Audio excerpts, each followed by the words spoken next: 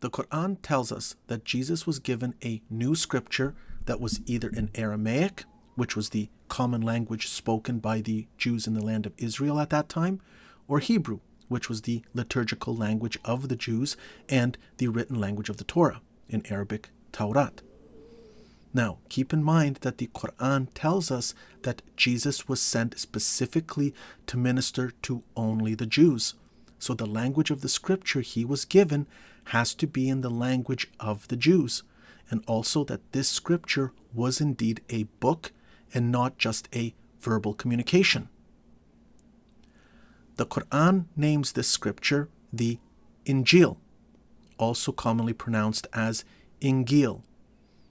Furthermore, the Qur'an refers to Christians at the time of Muhammad as Ahlul Injeel or Ahlul Injeel, i.e. the people of the Injeel or the people of the Injeel.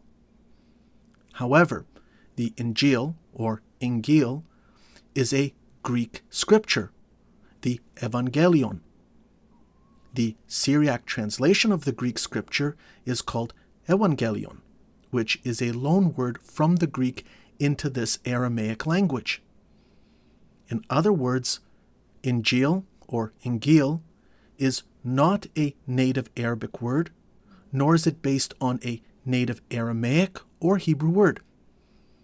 The Arabic word Injeel or Injeel is based either on the Greek word directly, Evangelion, or the Syriac loanword, Evangelion.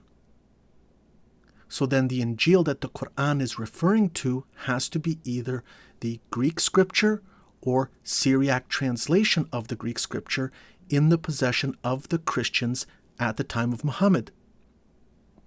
But there is a problem, a rather big problem. Jesus did not speak Greek to the Jews. So the scripture that he was given cannot be the Injeel. The dilemma is as follows. You do not believe that Jesus was given the Injeel, which means you are no longer Muslim, or you believe Jesus was given scripture and you want to assert that this scripture is the Injeel. However, you would be insisting on something impossible. Or you believe that the term Injeel is just a placeholder for whatever the actual scripture is that Jesus was given. In that case, it does not make sense to refer to the Christians at the time of Muhammad as Ahlul Injeel, because their Injeel is the Greek scripture or the Syriac translation of the Greek scripture, and not this posited hypothetical scripture supposedly given to Jesus. Moreover, there is total dissonance when it comes to the Qur'an's claim that prophecies of Muhammad can be found in the Injeel.